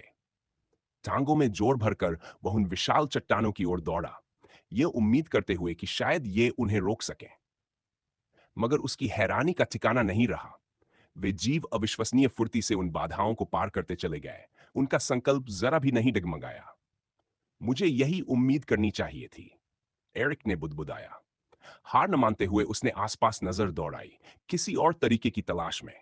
उसे और गिरे हुए पेड़, घनी झाड़ियां दिखाई दी। उनके बीच से गुजरते हुए उसने अपनी बर्थ पावर का इस्तेमाल किया, उन्हें जितना संभव हो सके उतना बढ़ा दिया। पेड़ तेजी से उगाए, शाखाएं फैलाकर अंधियाते आसमान की ओर बढ़ने लगी। झाड़ियां और लताएं घनी होकर उलझे हुए भूल भुलैया में बदल गई। जमीन पर बेलें फैल गई, प्राकृतिक अवरोध बनाते हुए। एरिक के प्रभाव से पूरा जंगल जैसे किसी दूसरी ही दुनिया में बदल गया। ऊपर की छतरी और सघन हो गई और उसके पैरों के नीचे की जमीन लहराती सी महसूस होने लगी। ऐसा लग रहा था मानो जंगल जीवित हो गया हो और उसकी मौजूदगी के अनुसार खुद को डाल रहा हो, इस जैसे वह उसके शरीर का ही विस्तार हो। यह घनी वनस्पति उसके लिए डाल भी थी और बाधा भी, उसे छिपने का मौका देती हुई और उसके पीछा करने वालों के लिए रास्ता कठिन बनाती हुई। फिर भी चींटियां नहीं रुकी। वे लगातार आगे बढ़ती रहीं। लेकिन एरिक की दखल अंदाजी के कारण उनकी संख्या धीरे धीरे घटने लगी। आखिरकार अवेकनर ने तय किया कि उन्हें और धीमा करने की कोशिश बेकार है। अब उन्हें सबक सिखाना जरूरी था। वह यह नहीं चाहता था, लेकिन उसने तर्क दिया कि अगर वे ये नहीं समझे कि वह उनसे कहीं ज्यादा ताकतवर है, तो वे पीछा नहीं छोड़ेंगे। ऊपर से लंबी दौड़ के बाद उनकी संख्या भी काफी कम हो चुकी थी। एरिक ने पलटकर अपनी फ्लाइसर निकाली। उसका दूसरा हाथ मेटलाइज्ड हो चुका था, ताकि अगर कोई जीव उसे काटने की कोशिश करे तो वह बच सके। माना उसके शरीर में घूम रही थी। उसने बचे हुए जीवों को देखा। हजारों में से अब सिर्फ 100 के आसपास बचे थे। यह संभालने लायक था। जेरिडॉन एंटेरिस आखिरी जोर लगाते हुए उस पर टूट पड़े। उनकी मैंडिबल्स प्रत्याशा में चटक रही थी। वे लहरों में उस पर छपटे। उनकी संख्या डराने वाली थी। लेकिन एरिक तैयार था। डलती रोशनी में उसकी तलवार चमकी और उसने सटीकता व ताकत के नृत्य की तरह उनके हमलों को रोका। अडिग संकल्प के साथ उसने आगे बढ़कर वार किए। 5 और जेरेडॉन एंटेरिस उसकी धार के नीचे ढेर हो गए। उनका कठोर चाइटिन उसके इरादे के सामने टिक नहीं सका। हर वार उनके कवच की कमजोर जगहों पर था, ताकि मौत तुरंत आए। एक एक कर वे उस पर छपड़ते रहे, तेज मैंडिबल्स के साथ। एरिक हर हमले का जवाब बिजली सी तेज काउंटर अटैक से देता, एक्सोस्केलेटन को चीरता हुआ। धातु की टकराहट, चटकती आवाजें और जमीन पर गिरते शरीर, इन सब ने जंगल की हवा को भर दिया। जमीन जल्द ही कटे हुए अंगों और निष्प्राण खोलों से भर गई। उसकी चालें तरल और सोची समझी थीं। वह हर हरकत पहले ही भांप लेता और हर कमजोरी का फायदा उठाता। हार मान लो, बेवकूफ कीड़ों। लेकिन थाइड्स आसानी से पीछे हटने वाले नहीं थे। जैसे ही एक लहर खत्म होती, जंगल की गहराइयों से दूसरी निकल आती। एरिक इस्पात और क्रोध का बवंडर बन गया। जहां से वह गुजरता, वहां सिर्फ कटे हुए अंग और गिरे हुए शरीर रह जाते। 5 थाइड्स ने मिलकर हमला किया। उसकी इंस्टिंक्ट्स तुरंत जाग उठी। उसने पहले हमले को किनारे से टाल दिया। मैंडिबल्स उसके चेहरे से बस कुछ ही सेंटीमीटर दूर रह गईं। घूमते हुए उसने दूसरे हमले से भी खुद को बचा लिया। तीसरे के चपट्टे को उसने तलवार से रोक दिया। मौका मिलते ही उसने वार किया और उसकी तोरैक्स में तलवार उतार दी। चौथा जेरेडॉन एंटेरिस पीछे से घेरने आया, लेकिन एरिक तैयार था। उसने कदम बदलकर जोरदार लात मारी। छटके से उसका सिर चकनाचूर हो गया। आखिरी बचे हुए थाइड से भिड़ते हुए उसकी एकाग्रता और गहरी हो गई। उसने उसके हमले को पहले ही भांप लिया, चुक्कर वार से बचा और एक सुंदर समरसॉल्ट करते हुए बाल बाल निकल गया। जमीन पर उतरते ही उसने घूमकर एक विनाशकारी वार किया। एक ही प्रहार में उस जीव का अंत हो गया। Xeridon Antares killed. Mana absorbing process starting. 0%, 1%, 5%, 30%, 70%, 100%. Mana successfully absorbed, starting converting procedure. 3, 2, 1, 0 mana successfully converted into experience. 250 experience points awarded to the host. जितनी तेजी से यह सब शुरू हुआ था, उतनी ही जल्दी जंगल फिर से शांत हो गया। बचे हुए Xeridon Antares की एंटेने कांप रही थी। वे समझ नहीं पा रहे थे कि क्या करें। उन्होंने अपने साथियों को मरते देखा था और डर उनके भीतर भर चुका था। एरिक ने इस मौके का फायदा उठाया और आगे बढ़ा, उन्हें और भयभीत करने के लिए। आखिरकार उन्होंने मान लिया कि यह इंसान उनसे कहीं ज्यादा ताकतवर है। ऊपर से वे अब अपने नेस्ट से 2 किलोमीटर दूर थे। लड़ाई जारी रखने का कोई मतलब नहीं था। बचे खुचे Xeridon Antares जंगल की अंधेरी गहराइयों में बिखर गए और अपने ठिकानों की ओर लौट गए। पीछा खत्म हो चुका था। एरिक वहीं खड़ा रहा, भारी सांसें लेते हुए। मैंने 50 से ज्यादा क्रिटर्स मारे और 300 से भी कम एक्सपीरियंस मिला। मुझे पता था इन बेकार चीजों को मारना समय की बर्बादी है। सांस संभालते हुए उसने अपने बैग से एक Xeridon Antares का कटा हुआ सिर निकाला। उसी में उसका ब्रेन क्रिस्टल पावर छिपा था। उसे निगले जाने का इंतजार करता हुआ। उसके भीतर मौजूद शक्ति को समझकर उसके चेहरे पर संतोष की हल्की मुस्कान आ गई। यह शक्ति आगे की लड़ाइयों में उसे बढ़त देगी। उसने उसे सावधानी से रख दिया, यह जानते हुए कि यह बहुमूल्य खजाना हमेशा उसकी जीत की याद दिलाता रहेगा। यह पूरी तरह एक अननेसेसरी बैटल थी, एरिक ने माथे से पसीना पोंछते हुए धीमे से कहा। वो Xeridon Antares सच में काफी नास्टी थे। उम्मीद है उनसे दोबारा कभी सामना न हो। एरिक खून से भरे उस भयावह माहौल के बीच मोशनलेस खड़ा था। जंगल की जमीन पर Xeridon Antares के लाइफलेस शरीर हर दिशा में फैले हुए थे। यह दृश्य इस बात का क्लियर एविडेंस था कि यह जंगल कितना खतरनाक हो सकता है। थैंक द गॉड्स, उसने राहत की सांस लेते हुए कहा। चेज के दौरान मैं उनकी संख्या थोड़ी कम कर पाया। सोचो अगर उनकी गिनती ज्यादा होती या वे और स्ट्रांग होते, तब तो सच में बहुत बड़ी परेशानी हो जाती। हार चुके एंट्स अब पूरी तरह मोशनलेस पड़े थे, कटे हुए शरीरों के साथ। उनके आर्मर्ड एक्सोस्केलेटन्स ढलती हुई रोशनी में हल्की चमक बिखेर रहे थे। एरिक की नजर एक लाइफलेस शरीर से दूसरे पर तेजी से घूम रही थी। हर एक शरीर उस लाइफ का प्रतीक था जो सर्वाइवल की लड़ाई में खो गई थी। फिर भी वह खुद को केयरलेस नहीं होने दे सकता था और न ही इन जीतों को ग्रांटेड मान सकता था, क्योंकि इसकी कीमत बहुत भारी हो सकती थी। वह एक पल के लिए रुका, अपनी सफलता पर सोचते हुए। लगता है आज किस्मत बहुत साथ थी, हर एनकाउंटर इतना मैनेजेबल नहीं होता। उसी क्षण एरिक को अपने पिछले ट्रेनिंग के लिए गहरी अप्रिसिएशन महसूस हुई। डेड बॉडीज के बीच खड़े होकर उसे एहसास हुआ कि अब तक जिन कॉन्फ्लिक्ट्स में वह शामिल हुआ था और जिन ऑब्स्टिकल्स को उसने पार किया था, उन्होंने उसे कहीं ज्यादा पावरफुल और केपेबल फाइटर बना दिया था। Xeridon Antares के साथ हुई लड़ाई के बाद एरिक जानता था कि इस ब्लड बैथ की जगह से दूरी बनाना बेहद जरूरी है। खून और मौत की लिंगरिंग स्मेल दूसरे प्रेडेटर्स को जरूर आकर्षित करेगी और इससे उसकी सेफ्टी गंभीर खतरे में पड़ सकती थी। वह कॉशन और अर्जेंसी के संतुलन के साथ जंगल के भीतर तेजी से आगे बढ़ा, उन क्रीचर्स के डेड बॉडीज को पीछे छोड़ते हुए। काफी देर तक चलने के बाद, जो उसे लगभग अनंत सा लगा, एरिक आखिरकार अपने डेस्टिनेशन पर पहुंचा, जो करीब 5 किलोमीटर दूर था। हर कदम सोच समझकर रखा गया था। हर स्ट्राइड उसे उस ग्रूसम इनकाउंटर से और दूर ले जा रही थी। उसके फुटस्टेप्स डिलिबरेट थे। वह अपने सराउंडिंग्स को लेकर पूरी तरह अलर्ट था और किसी भी पोटेंशियल रिस्क के संकेत पर नजर रखे हुए था। जंगल ऊंचे एंशिएंट पेड़ों से भरा हुआ था, जो साइलेंट सेंटिनल्स की तरह खड़े थे। उनकी शाखाएं आसमान की ओर फैली हुई थी। रात उतर रही थी और उसके साथ नए डेंजर्स भी। जंगल की जमीन अब सिर्फ हल्की रोशनी में दिख रही थी। आगे बढ़ते हुए एरिक ने महसूस किया कि हवा में डिकेइंग लीव्स की अर्थी स्मेल घुली हुई थी और साथ ही ब्लूमिंग वाइल्ड फ्लावर्स की हल्की फ्रेग्रेंस भी थी। यह अजीब था, स्ट्रेंज। एरिक ने स्पार्स जंगल को देखते हुए सोचा, थाइड्स की संख्या अस्वाभाविक रूप से कम है। क्या इसका न्यू अलेक्जेंड्रिया पर हुए हेनिएट के अटैक से कोई कनेक्शन है? उसने क्यूरियोसिटी भरी आवाज में कहा। इन्वेजन से फैला केओस शायद इतनी दूरी पर भी इकोसिस्टम का बैलेंस बिगाड़ चुका है। जो क्रीचर्स आमतौर पर नेस्ट्स में छिपे रहे थे, खुद को कंसील कर सकते थे या उड़ सकते थे, सिर्फ वही थोड़े बहुत बचे थे। बाकी थाइड्स लगभग नॉन एग्जिस्टेंट थे। एरिक ने इस सोच को छटक दिया और चलते चलते फिर से लड़ाई की घटनाओं में खो गया। जेरेडॉन एंटेरस की इंटेलिजेंस और स्ट्रेटेजिक प्रावेस ने उसे हैरान कर दिया था। इतने बेसिक दिखने वाले क्रीचर्स का इस तरह कोऑर्डिनेट करना उसे चौंका गया। वे सच में सरप्राइजिंग फोर्स थे। उसने सेटिंग सन की ओर देखते हुए सोचा।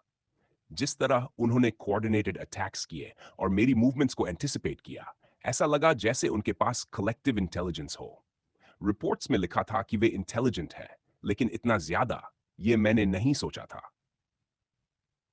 एरिक को याद आया कि कैसे बैटल के दौरान उन्होंने अलग अलग एंगल से साइमल्टेनियस अटैक्स किए थे ताकि उसे फ्लैंक किया जा सके।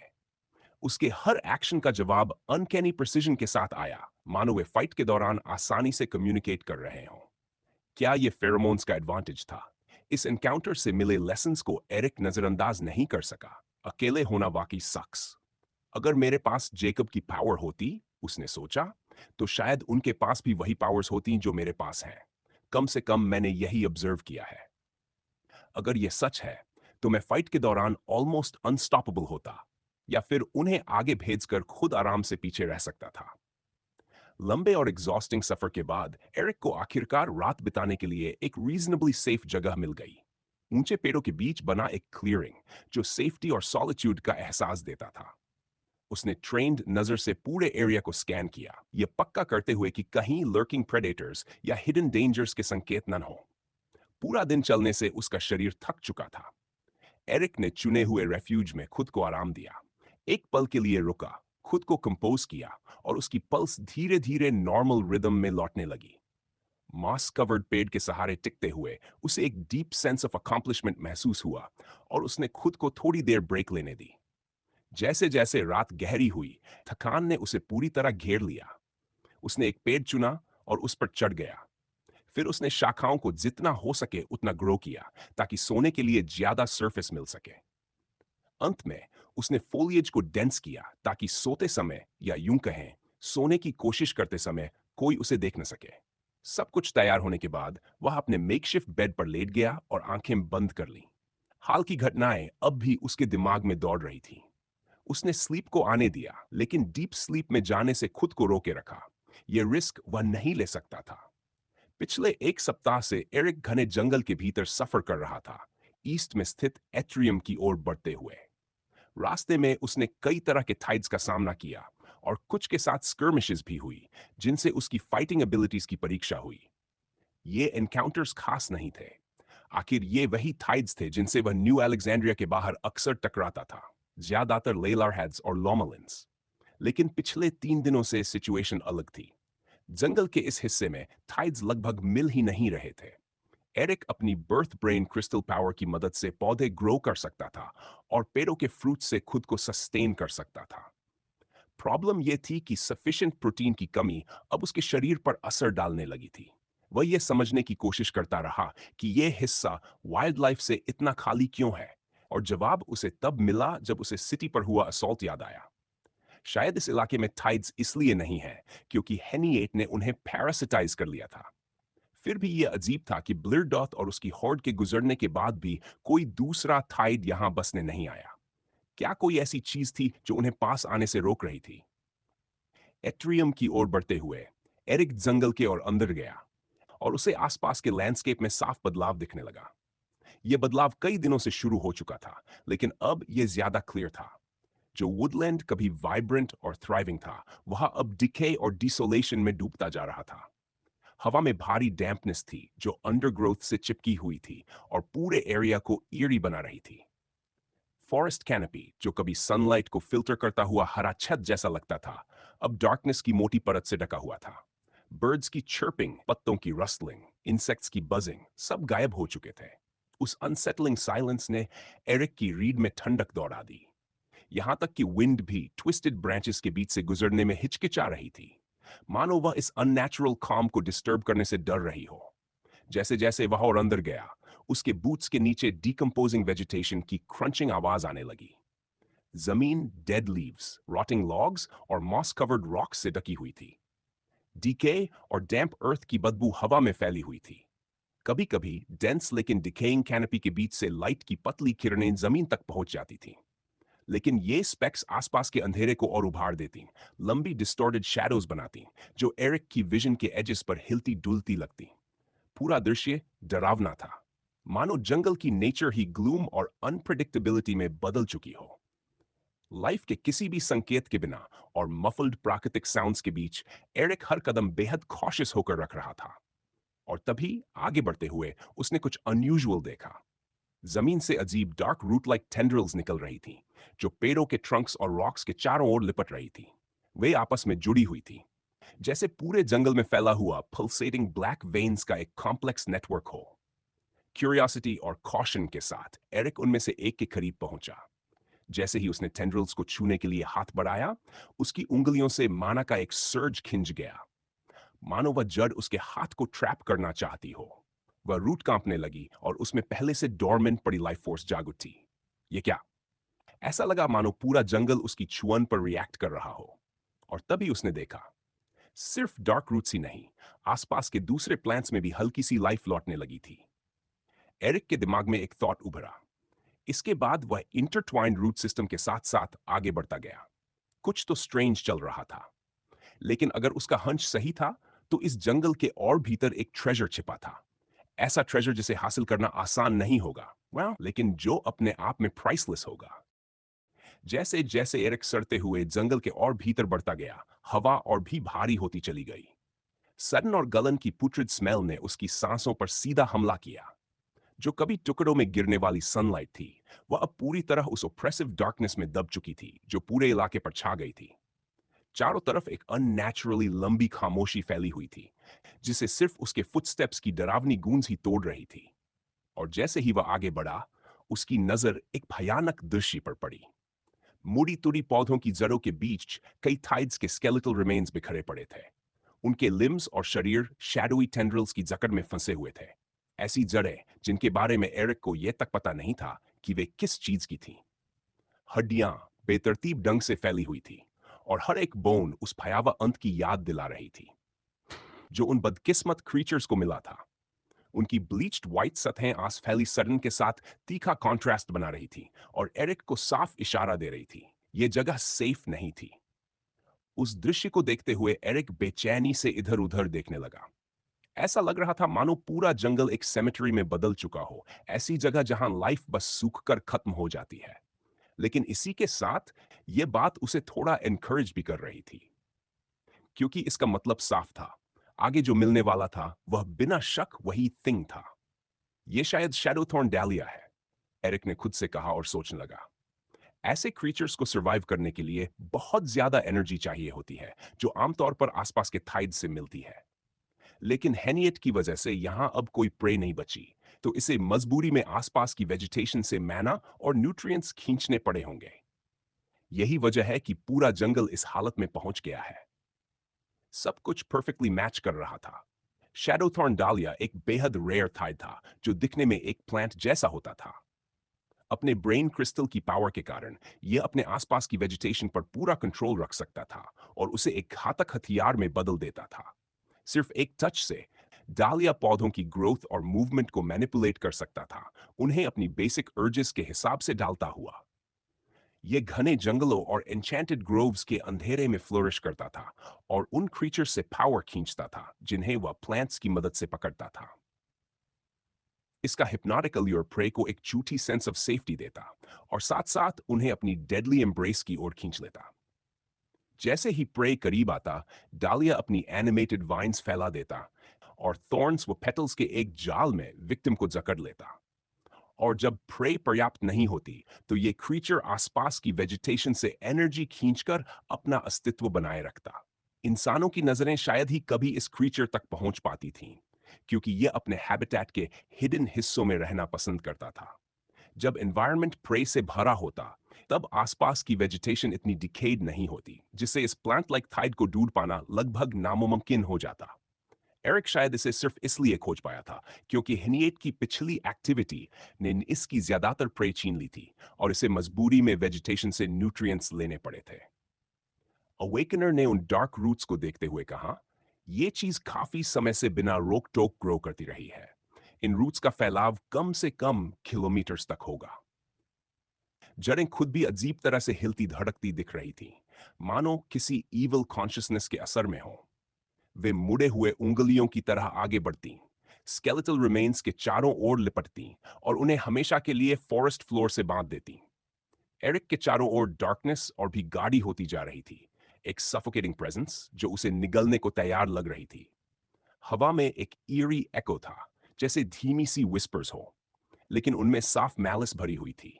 उसके दिल में अनीस था, फिर भी वह आगे बढ़ता रहा, ग्रीड और फियर के खतरनाक मिश्रण से ड्रिवन होकर। अगर वह इस क्रीचर की ब्रेन क्रिस्टल पावर हासिल कर लेता तो उसे अपनी जन्मजात पावर के साथ मर्ज कर सकता था, कुछ ज्यादा, कुछ बेहतर बना सकता था।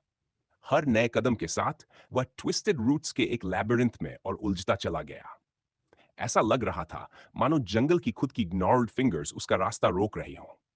उसे ऐसा भी महसूस हुआ जैसे थाइड्स के स्केलेटन्स उसका पीछा कर रहे हों, उनकी खाली आई सॉकेट्स उसे दोषी नजरों से घूर रही हों।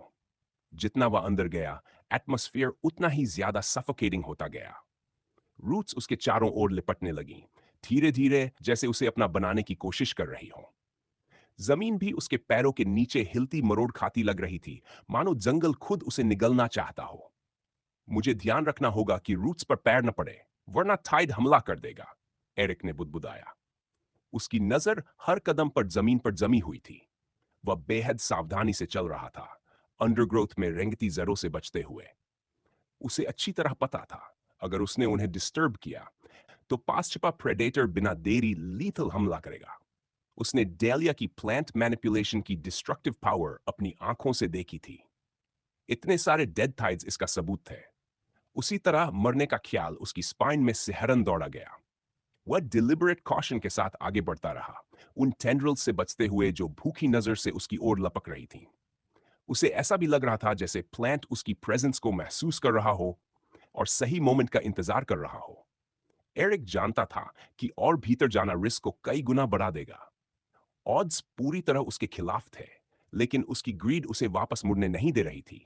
अगर वह प्लांट्स को कंट्रोल और ग्रो कर पाता, ठीक वैसे ही जैसे मार्था अपनी थॉर्नी वाइन्स के साथ करती थी, तो उसकी बहुत सी समस्याएं हल हो सकती थी।